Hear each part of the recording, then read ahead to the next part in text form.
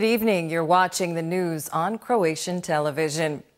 The owner of Agrokor is backing calls for the creation of a parliamentary commission that would investigate what led to the crisis at Croatia's heavily indebted food and retail group.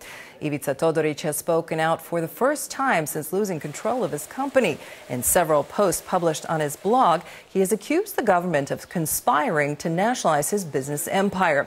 Todorić lost control of Agrokor when Croatia passed legislation in April, bringing the company under a government-appointed crisis manager in an effort to prevent its collapse. Agrokor is Croatia's largest private employer, and its failure would have had a significant impact on the economy. Todorić wants lawmakers to act quickly and decisively. The creation of a parliamentary investigative commission is necessary because there have been serious breaches of the Constitution and the law in this case. Lex Agrokor has resulted in the loss of several billion kuna, not only for Agrokor, but for the Republic of Croatia. The responsibility of government officials who drafted this law, targeting a single company, and the government for their political sponsorship of illegal actions by the crisis managers and their decisions on borrowing and business operations are simple and easy to determine. To this end, I will provide all of the relevant documents and proof. The Prime Minister and members of his cabinet are dismissing the allegations made by Ivica Todorić in his blog.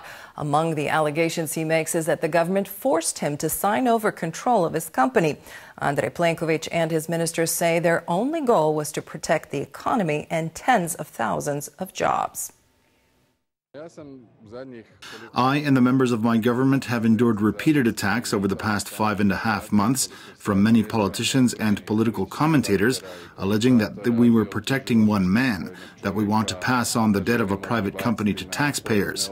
It appears now that those allegations have been proven false.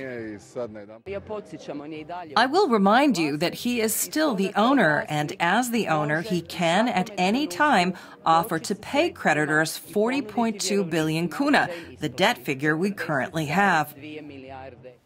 Social Democrat Gordan Maras has called on the HDZ and the government to put the Agrokor issue to a debate in Parliament and to form an investigative commission. We have to get to the bottom of this and provide some answers to the public. I think it is clear now why Plenković wants to stop an investigative commission from looking into Agrokor, because they want to carve up the loot. Standard & Poor's has kept Croatia's long-term credit rating at BB and raised the outlook for the economy from stable to positive, citing continued economic growth and a falling debt burden. The agency projects Croatia's economy will grow 3% this year, primarily due to strong domestic demand and exports. S&P also state that they are following closely efforts to restructure Agrokor and may consider negative actions if improper restructuring undermines economic performance or leads to significant fiscal costs. Agrokor is certainly one of the risks. It's being watched closely to see if it will be fully neutralized. We'll have to wait and see.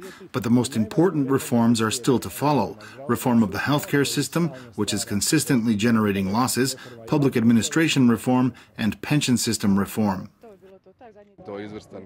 This is a great step toward our goal, and that is to bring the credit rating up to investment grade. What's expected of us, and S&P mentions it, is the continuation of structural reforms and a well-executed restructuring of Croatia's biggest company. German voters are heading to the polls on Sunday. Chancellor Angela Merkel and her center-left challenger Martin Schulz held their final campaign rallies today, making a last push to win over undecided voters.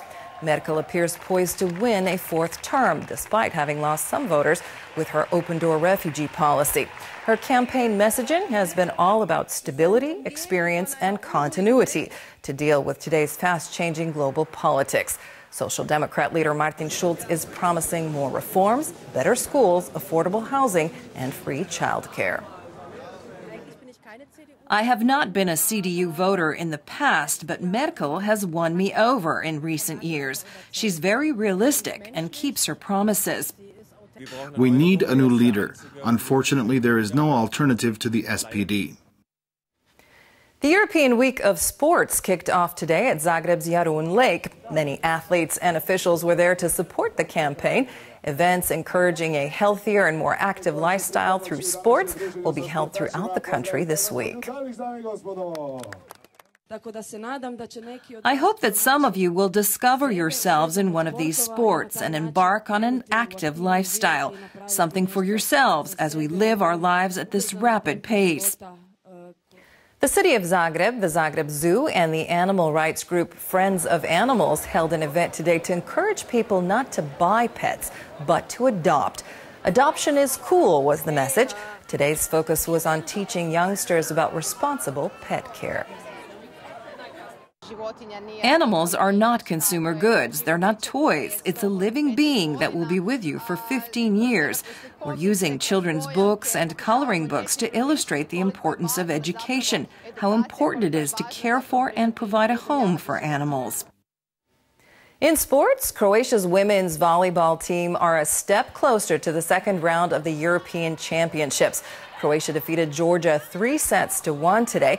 The team has secured a spot in the next phase of the tournament, but still have a final Group B game against Italy on Sunday.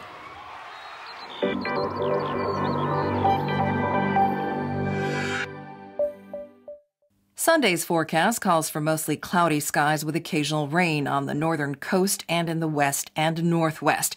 There is a chance of heavier downpours. Elsewhere, it will be variably cloudy with occasional showers, mostly in the second part of the day. There will be light breezes in the interior. On the coast, expect a light to moderate south-southeasterly on the central and south sections, and a northeasterly in the north.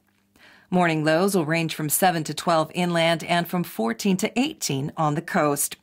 The day's highs will be between 15 and 20 for most of the country and between 20 and 23 in Dalmatia. Conditions will vary in the interior in the first part of the week. There will be occasional rain. Temperatures will rise gradually, and the chances of rain will get slimmer by midweek. Variable weather with local rain and showers is expected on the coast on Monday. It will be sunnier and warmer from Tuesday on, but there is still a chance of the odd shower, especially in the south. There will be a moderate northwesterly on Monday. It may reach higher speeds in the north. From then on, expect a mild northeasterly along the shore until midweek.